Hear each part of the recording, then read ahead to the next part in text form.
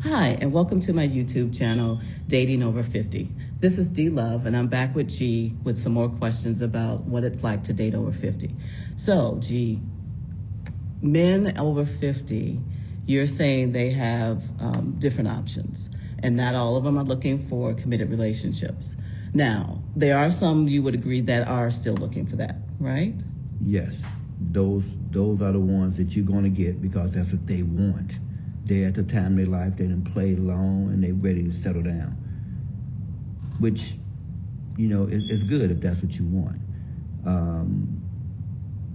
Not many of my friends are there.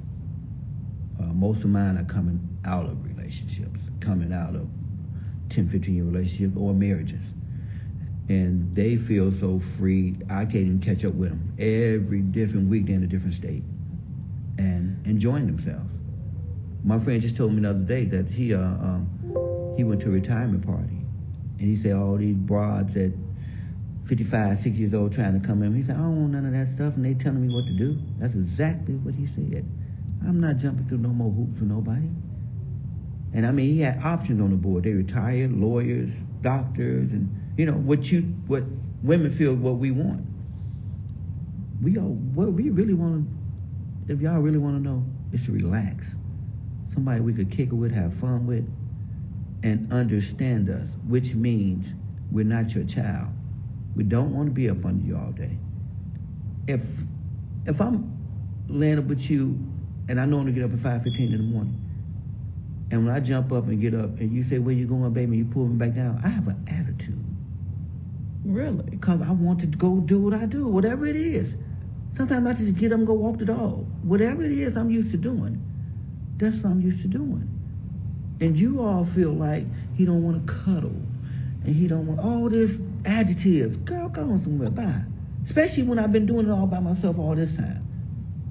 And that's the same way you all feel. I guess in some way that you've been doing it by yourself all this time, and but you still want a certain man in a certain way. Exactly. That's where we are. We have. So we've been out of the relationship. We've been out of the marriage as well, but we're still thinking that we want someone to enjoy this life with. But I'm with you that there are different ways to do that, and it doesn't mean a 24/7, right? But at the same time... Well, tell your friends that. Excuse me. Tell your friends that. Please. Would you make a public announcement for that and tell your friends that 24/7 ain't happening no more? That's jail. That's synonymous to jail. Jeez. Would you please make a public announcement on that? Where you going? What you doing? What? Who you talking to? I'm automatically defensive. What do you mean what I'm going? Say good morning and go with the flow. Good morning. If I get up and cook breakfast, if I get up and stay around, but if I get up and leave out the door, don't start asking me where you going and what you doing, what's on your agenda for the day. Because literally, my agenda is sometimes a no agenda. I'm going to get out there in it, and then I figure out what I'm doing as I go. I just know I don't want to lay in the bed today. That's it. Okay, so in that, so you're saying your 24/7, that committed relationship is not what's on your mind. So you're looking for someone who can go with the flow with you, right? Who can give you your space that you need, but you can hang out, have fun, enjoy, bed is good, and all of that, right? No, not right. First of all, let me make this clear. I'm not looking for no one. My baby is good to me. Let me say that. But she understands me. She don't put that pressure on me. She don't do any of that. Once she found out when summertime I get hot, she don't try to cuddle over me in the bed because she knows it's agitating to me. Know your audience. That's all I'm trying to say. You have to know your audience, and this is not just on the woman, it's on the man as well, because I need to know what you like and what you don't like. And then the things that we can't get along on, or we can't come to some type of agreement on, we have to learn to accept that no. Because if you're a color and I'm not a color, where's the medium on that? Where we gonna meet at on that? And you've been coloring all your life with your ex-husband or whatever, and I've been running from my ex-wife. You know what I'm saying? Whatever. I'm just saying you have to know what a medium, and I think that's what a communication is. Miscommunication is, because you have so many things. I ran into a guy the other day, and he told me he run a venue. He said at this time, normally he would have 30 weddings, regardless of the COVID. He said he had 5 weddings so far. He said people just not getting married anymore. So they have come to a realization, at least the young people have, they don't want that. And then you have the young people, cutie pies, everything in the right place. And then we have an older woman, not saying that her stuff ain't in the right place, but she telling us what she want, and telling us, you hear me what I'm saying? She telling us, she's not asking. She telling you, I'm not gonna give you this unless you give me this. Oh, okay, see you later, babe. I say no to that. I don't want that. And then you all start brain whooping us and telling, oh, he's immature, he just want a young woman. That don't even work no more, because you done that from 16 to 40. So all your tools that you have to keep us in line don't work anymore. The old mamas, they just, when Daddy came home, Daddy used to come home with a big bag of White Castles. Mama would be mad, but all the kids would be cool. And we were fine with that. And you all dealt with it. He took care of the house, he done everything he had to do, and he may have had another family, I don't know. But I tell you this, Mama made it to the finish line. Before Daddy left here, she was still married to her man and had her man for over 50 years with 11 kids. Yeah, G, but not every woman wants to go through that knowing it. But again, like you said, we really do know that there's always the possibility. Probability, not a possibility. Probability, but go ahead. So, okay, to your point. So if this is how you want it to be, do you communicate that with the woman when you meet her? Do you let her know this is where I am, what I want to do? Or do we just, get in it, see the signs we don't want to see, and then we out? I mean, what kind of communications do we have to make sure that we're all on the same page and we're coloring from the same book or want to color from the same book? Depending on the woman. If I feel like it's going somewhere, I wouldn't be as upfront because I want to get what I want. So I'm going to hold that back until I can get what I want. And then I add a little bit of stuff on to afterwards. I'm just telling you, I have a man thing. Now, is she all ready to go already and doing some of the things I want her to do? Yeah, I could tell her anything I want to tell her because I already got something. I'm cool. Whether it turn out good, turn out bad, doesn't matter. But the ones I think got potential, I'm going to ease my conversation into them because they may not be able to take it. If you start off and you telling me all, first of all, when you sit down with a woman, they start telling you what they are, their profession and all that stuff, it's a red flag to me.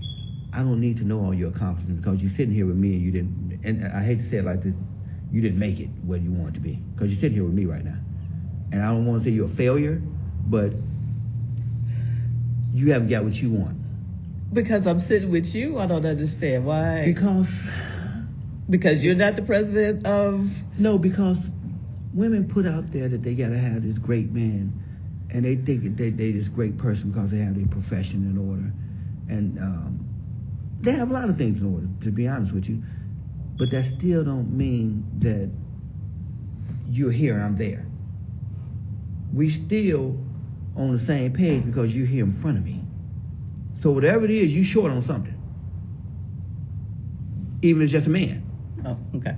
See how you looked at me? Right. You say, well, I'm short on. No, you short on a man. That's what we're dating. You're dating, I'm thinking. So I'm just saying, so you have to be careful of the questions that you ask a man. Okay. And the way you present yourself to a man.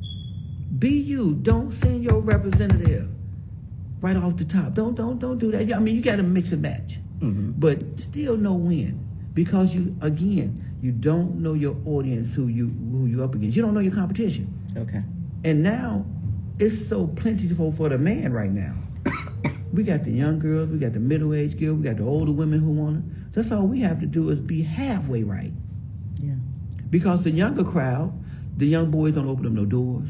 They're not doing any stuff and the young women love them. The older men open up the doors for them and do whatever because they're not getting it there. They get called all type of names and all other type of stuff. And again, I'm talking about the majority. Not to my, there's some people who don't fit in this category. Right. But I'm just talking about just as a whole. When we have these barber conversations with the guys. Okay. So I really think that if you all know the questions to ask and know what you're looking for and have some bend in what you're looking for. Okay. You gotta have some bend. All that hard stuff is just gonna break. Okay. You gotta have some bend, and that's what I'm finding out in the older women. All my friends who not married, who are gorgeous. I have some gorgeous friends as my age, beautiful people, been beautiful since I've been knowing them, and they ask the same question you ask, and why don't men want us, or this, that. And the question is, it's not that we don't want y'all.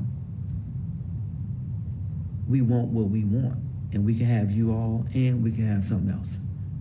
And dog fighters that may come out, and I see you squinting your eyes, but that's the reality of it. We have options, and you have options too, but you all still have all the morals to go with it. Oh, I'm sorry. Morals, values. Oh, yeah. Self-respect. All that stuff you could take with you 60, 70, 80, 90. I'm going to party this last 50 years of mine. I made it to halftime. And I'm going to adjust and do what I have to do. Women don't adjust. They keep on going with that same thing. They want to get married. You got to adjust. If you want to win the game, you got to adjust. I made my halftime adjustments. And I come in, and a good coach, go make the adjustment. I'll give my butt whoop the first 50, I'm going to do something different on this 7th if I want to win this game. And women have it hard to do that, I think. To women, even my sisters, they have it hard to make the adjustment. Yeah, because we were fed the whole, not that you're not complete without a man, but, that's the package. You want to be you, a man, some kids. And, of course, at this age, since we're not worrying about kids, we either have them or we don't. And so now it's just a two. So now you're thinking, okay, I need to be a couple. I want to be with someone, to share this whole thing called life with in the second half of life. And so you're thinking that, okay, it should be smooth, it should be easier, because again, we're more mature. We know what we want, and we should be able to voice that and then find that person who's looking for the same thing you're looking for. And that, to me, is where the communication comes in. That's why I was asking you, do you have that conversation? Because I think if I know that this is what your deal is and this is what you're looking for, then I can say, yeah, G, you're for me. Oh, no, that's not what I'm looking for. I'm looking for something else. And let me move on and keep going. And I think that's where women over 50 get caught up, where we don't know. And so then we get in it. We give you what you wanted or give you a taste of it. And now all of a sudden the game changes. It's like, oh, it's not just going to be me and you. Oh, you're not going to be with me all the time. Oh, I don't get to see you whenever I want to see you. I got to pick and choose my and that's when it's like, well, what happened? What am I being sold here? Well, let me tell you what happened. You under the same pretenses, under the same rules of the first half. And it changed. It changed. And you still talking about last half. It changed. This whole world has changed. And that's what I think that is part of the problem. People don't recognize the change, or they're not willing to change. Like you say, you've been raised all your life to say your man should be doing this, he should have a job.